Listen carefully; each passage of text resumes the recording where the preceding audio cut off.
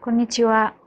チベットディスウィークではチベットやダライラマ法、そして中央チベット政権に関する1週間のニュースをお送りします。それではまずヘッドラインを見ていきましょう。ダライラマ法王はチベット支援の功労者であるローバット・サンマン氏のご逝去に際し哀悼の意を表しました。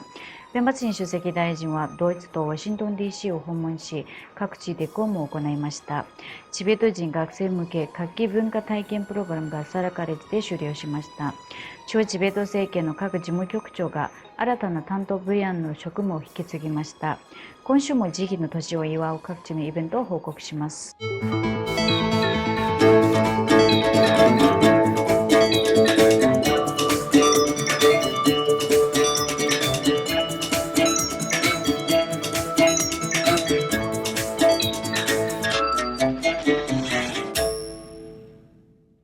レイラマ法王は故ローバット・サマン氏が意義深い人生を送り、今後何世代にわたりチベット仏教や文化を学ぶ学生たちにインスピレーションを与え続ける遺産を残したと述べられました。法はサマン氏の妻であるネーナ・サマン夫人と遺族に宛てた追悼の書簡の中で心からの哀悼の意と祈りを捧げられました。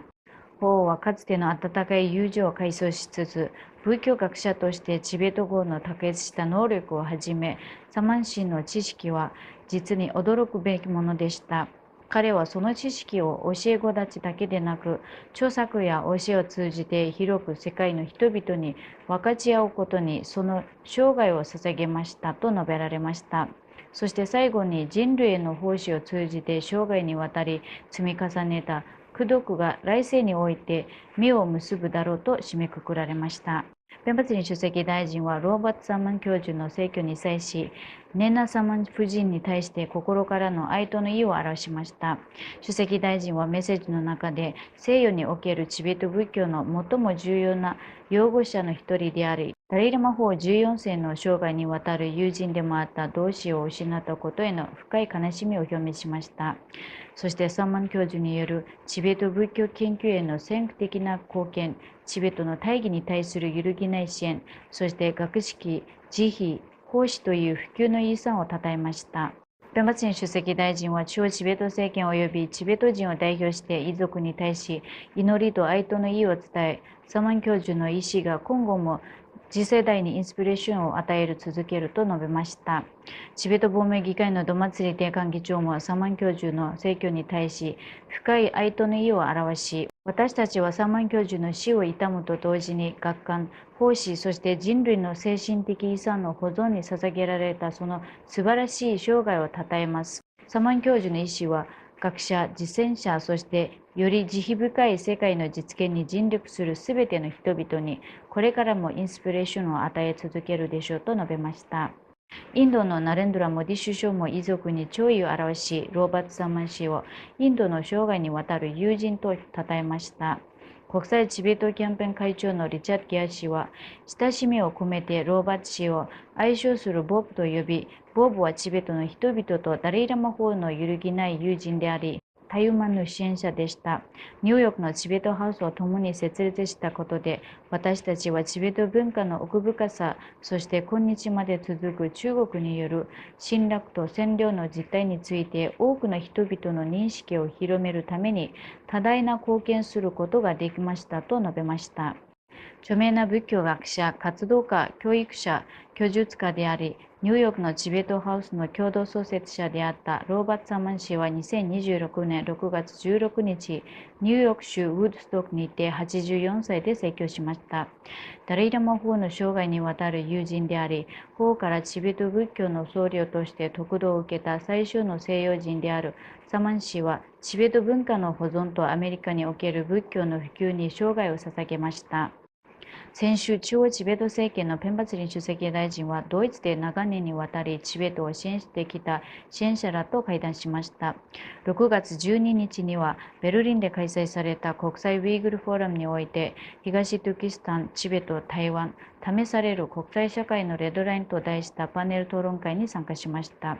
主席大臣はダレイラマ法14世の転戦問題をめぐる国際社会の懸念の高まりと、中国政府が何世紀にわたるチベット仏教の転生制度に介入しようとしていることについて言及しました。また人権、信教の自由、民主主義的価値観を守るためには、より緊密な連携と戦略的な計画、そして共同の行動をもって権威主義に対抗するための国際的な協力を呼びかけました。6月13日には、ベルリンで開催されたドイツチベットイニシアチブの第37回年次総会に出席し、長年の支援者であるウルフガング・グラザー氏、タンズム・エヴァディン氏、チビル・デテル氏、ミリアム・ワルター氏、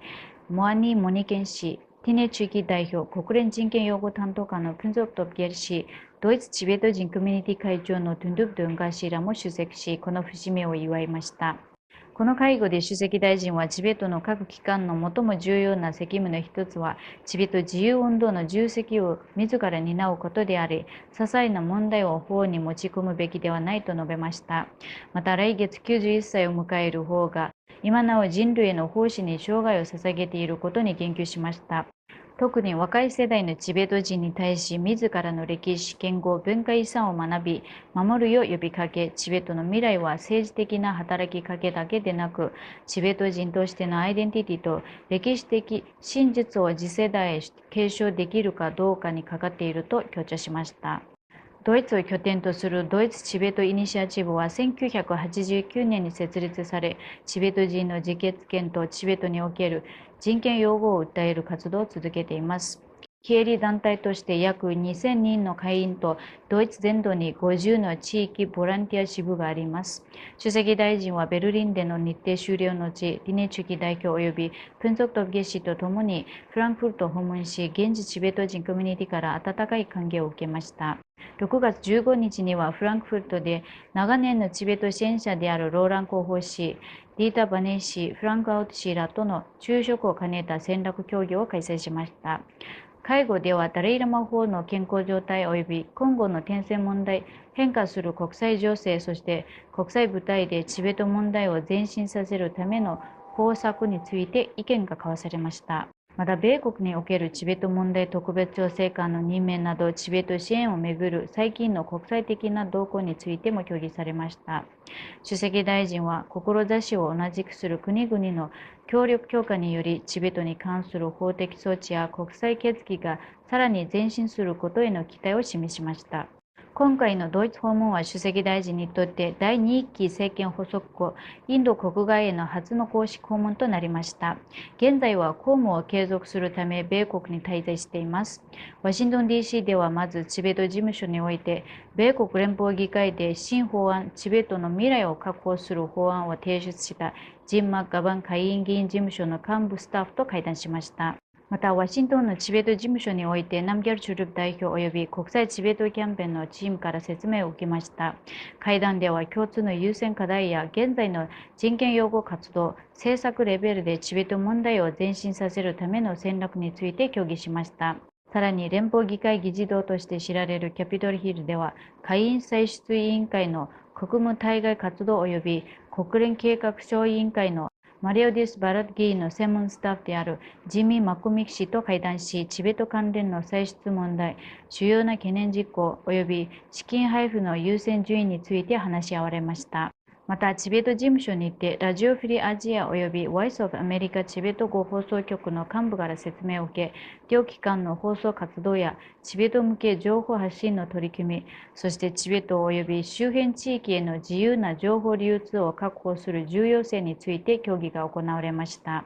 宗教文化省のツギャルチョギャドラニャ大臣は、大臣就任後初の訪問として2026年6月16日、さらにあるチベット高等研究学院で開催された第5回夏季文化体験プログラムの閉会式に出席しました。主賓として挨拶した大臣は、若い世代が熱心に学び、ダレイ・ラマ法の遺産と先人たちの献身的な努力を受け継いでいくための力量を身につけなければならないと強調しました。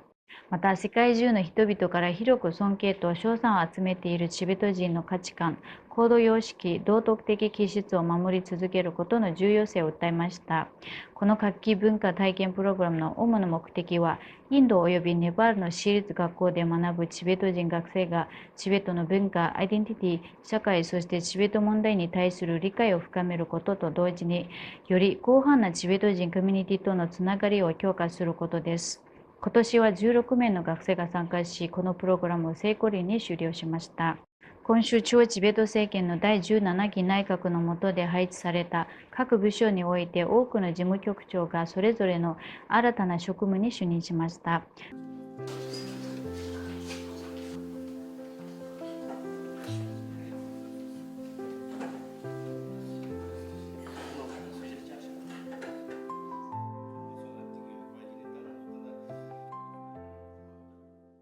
火曜日にはカマチュイン氏が中央チベット政権文部省の新事務局長に、水曜日には前文部省事務局長のジメ・ナムゲル・ナムゲカン氏が宗教文化省の事務局長にそれぞれ着任しました。また、天神レシェ氏はチベット政策研究所の新所長に就任しました。他にも、ドゥンドゥルド・ジェ氏が保安省の事務局長に就任し、タシ・ギャツ政治担当事務次官が内閣兼政治担当秘書として新たに着任しました。ダライラマ法の90歳の誕生日を祝う慈悲の年の1年間にわたる祝賀行事の一環として、ハバッブ慈悲の年委員会は、ハバッブバスタンドにて大規模な無料の食事、軽食配布活動を成功裏に実施し、聖地巡礼、チャルダムヤトラに取り組む巡礼者たちに心温まるもてなしを提供しました。ダラムサラではニントプリン特別支援施設もノブリンカ研究所周辺に住む恵まれない地元住民を対象に生活、必需品の無料配布を実施しました。インド北東部では天神岩チベット人定住地の住民と地元の慈悲の都市組織委員会のメンバーはグアハティとタワンの間を移動する国境道路機構の労働者、観光客、通勤者を対象に昼食と軽食の提供活動を実施しました。同様にインド中部のオディシャ州にあるチベット人定住地、ピュンゾクリンでも近隣のインドの6つの村とその沿線にある合計130の貧困世帯を支援するための食料配布プログラムが実施されました。ダラハウジ固定委員会は2026年6月5日の世界環境デーに合わせ、ガンジーチョクからサダルバザまでの空間で清掃活動を実施しました。特に道路沿いに設置された仏教教国の清掃と維持管理に焦点を置きました。また、チャメリダムでは650匹の魚が放流される保証活動が行われたほか、125羽の鳩が森に放されました。